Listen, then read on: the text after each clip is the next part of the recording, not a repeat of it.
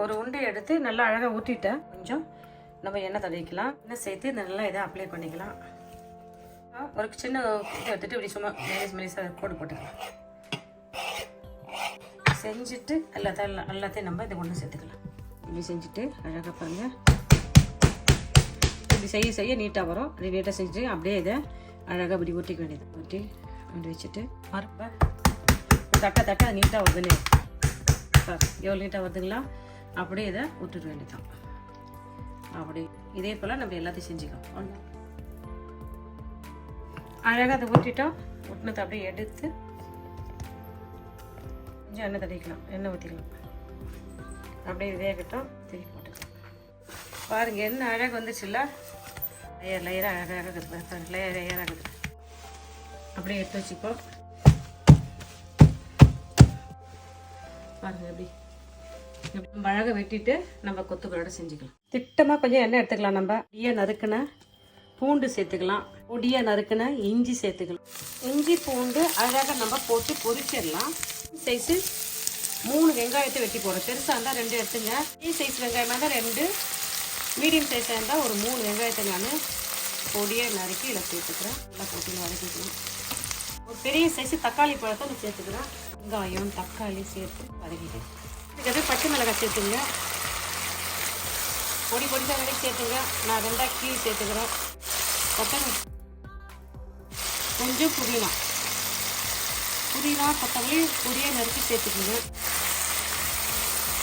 புதினா அப்படியே எதை வதக்கிக்கணும்.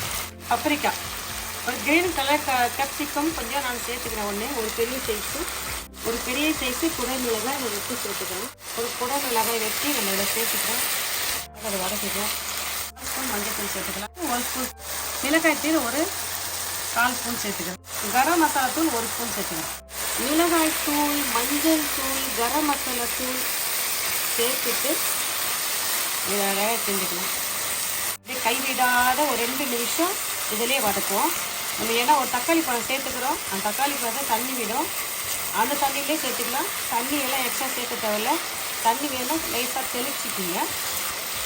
தண்ணி போட்டு வேக ஒன்றும் இல்லை. போட்டுருந்த மஞ்சள் தூள், மிளகாய் தூள், கரம் மசாலா தூள் இந்த 2 நிமிஷத்தில் போட்டு வதக்கத்துலேயே வந்துடும்.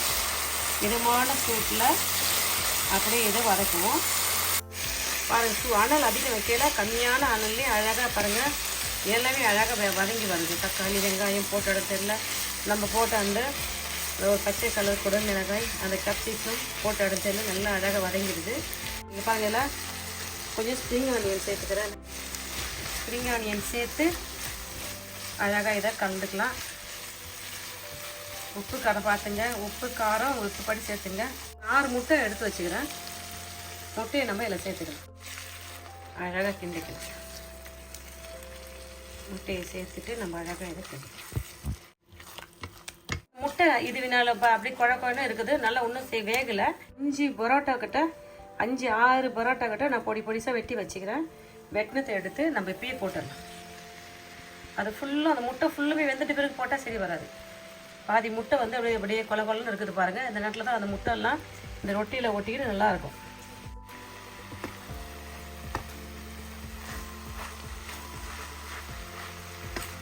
பாருங்க எண்ணெய் அழகாக சூப்பராக ஒரு முட்டை கொத்து ரொட்டி செஞ்சுட்டேன். அப்படியே கிண்டிக்கிட்டே இருந்தால் இந்த முட்டையெல்லாம் அந்த ரொட்டியில் அழகாக ஒட்டிக்கும். சில பேருக்கு அதிகமாக உப்பு சேர்ப்பாங்க, அதிகமாக காரம் சேர்த்துப்பாங்க. உங்கள் விருப்பப்படி உப்பு காரம் சேர்த்துங்க. உப்பு காரம் உங்கள் விருப்பப்படி இருக்கணும். முட்டையெல்லாம் எண்ணெய் அழகாக இந்த ரொட்டியில் ஒட்டிக்கிட்டு பாருங்க. இப்போ ஃபைனலாக இதை கூட கொஞ்சம் மிளகுத்தூள் காரத்துக்கு ஏற்ற மிளகுத்தூள் சேர்த்துங்க. சேர்த்துட்டு வாங்க சாப்பிட்டு பார்க்கலாமா, இல்லை அப்படியே கொஞ்சம் கொத்தமல்லி தழை தூவிக்கலாம். பாருங்கள் என்ன சூப்பராக ஒரு நம்ம முட்டை கொத்து ரொட்டி செஞ்சிட்டோம்.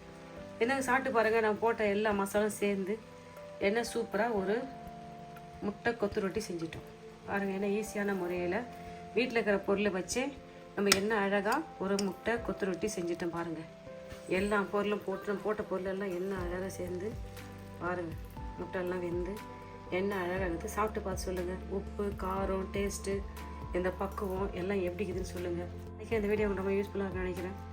நீங்களும் இதே மெத்தடில் செஞ்சு பார்த்துட்டு நான் செஞ்ச இந்த எக் கொத்து ரொட்டி எப்படிங்க சொல்லுங்க பாருங்க, சாப்பிட்டு பார்த்து சொல்லுங்கள். இந்த வீடியோ பிடிச்சிருந்தா லைக் பண்ணுங்கள், உங்கள் ஃப்ரெண்ட்ஸுக்கும் ஃபேமிலிக்கும் தெரிஞ்சவங்க சொல்லி எனக்கு சப்ஸ்கிரைப் பண்ண சொல்லுங்கப்பா. தேங்க்யூ.